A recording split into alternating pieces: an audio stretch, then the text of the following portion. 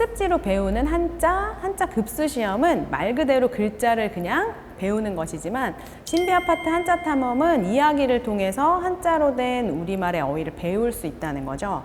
아이들이 얼굴면이라는 글자의 음과 뜻을 안다고 해서 화면, 가면, 장면의 뜻을 완전히 안다고 할 수 없거든요. 단순히 어휘나 한자만 배우는 것이 아니라 이야기를 통해서 배울 수 있기 때문에 신비아파트 한자 탐험을 본 친구들은 한자를 적재적소에 쓸 줄 알게 되고 올바르게 사용할 수 있게 되는 것 같아요. 게다가 인터랙티브 북을 같이 한다면 머릿속에 한자와 음과 뜻이 생생하게 기억이 나고 들리는 효과가 있는 것 같아요. 인터랙티브 북으로 얼굴, 면, 미로를 고객 아이와 4번을 반복하게 되었는데요. 생각보다 다양한 퀴즈가 나오고 할 때마다 다른 옵션, 예를 들어서 보물상자가 나오는 걸 보고 인터랙티브 북은 반복해서 해보는 것이 좋겠다라고 생각하게 되었습니다.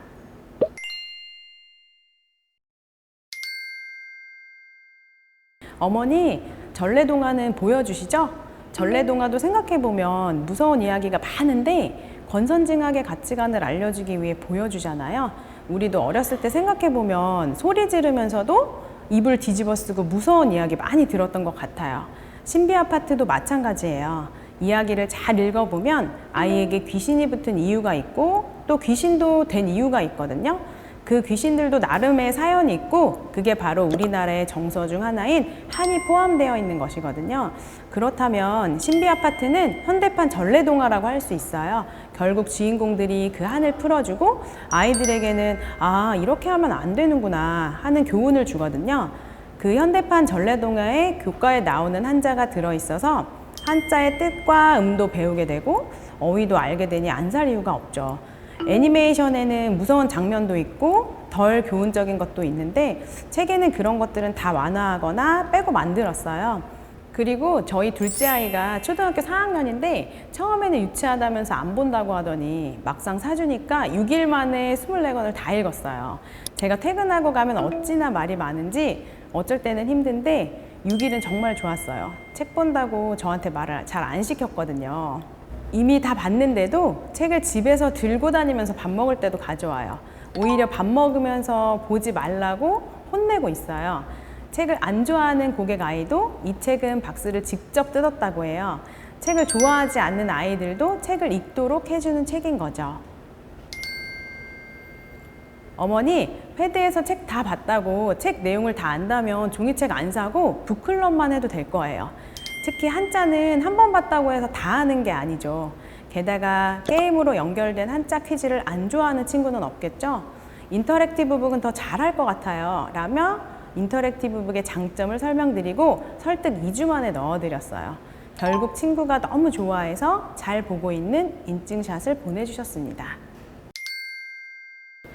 여자아이들은 주로 친구 문제로 고민이 많거나 외모에 관심이 많잖아요. 그래서 밀접한 공감을 위해 21권을 가지고 상담을 해요.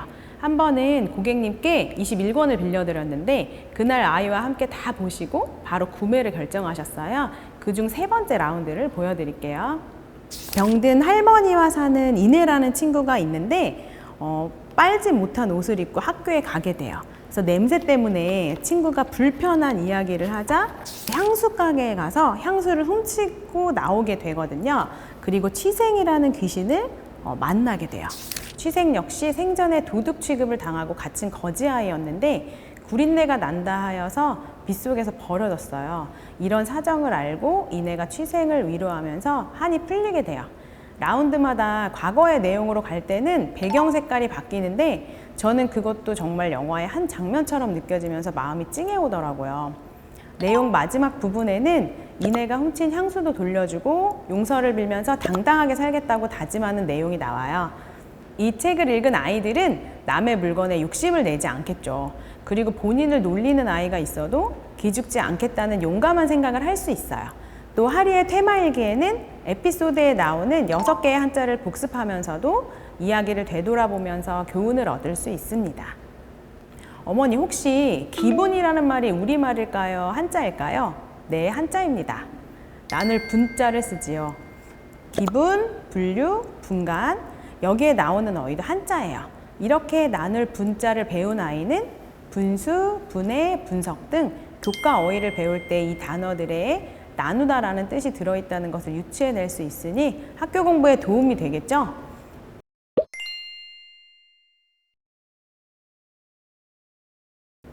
어머니, 우리 아이에게 한자 왜 가르쳐 주세요?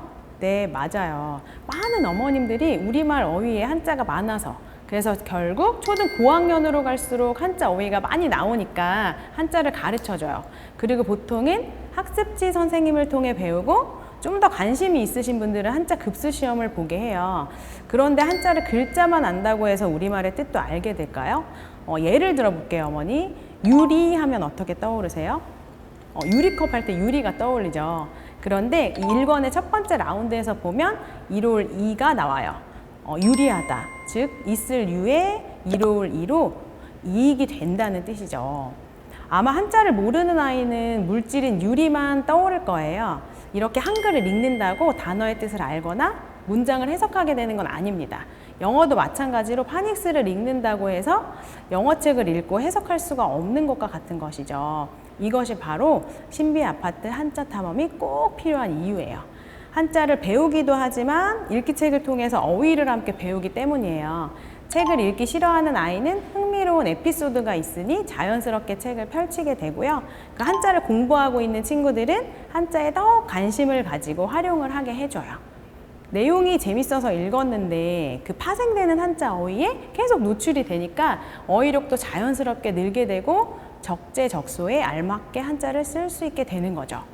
한자는 학습 도구어라고 했는데 국어, 사회, 과학에만 나오는 것이 아니라 수학이나 영어에도 나와요. 어머니, 초등학교 5학년에서 배우는 최대 공약수와 최소 공배수 들어보셨죠? 제가 이 의미를 이해하지 않고 아이에게 반대로 알려줘 곤욕을 치른 적이 있답니다. 한자어를 알고 익숙해지는 것은 공부의 사다리를 견고하게 만드는 것이라는 말에 엄청 공감을 했어요.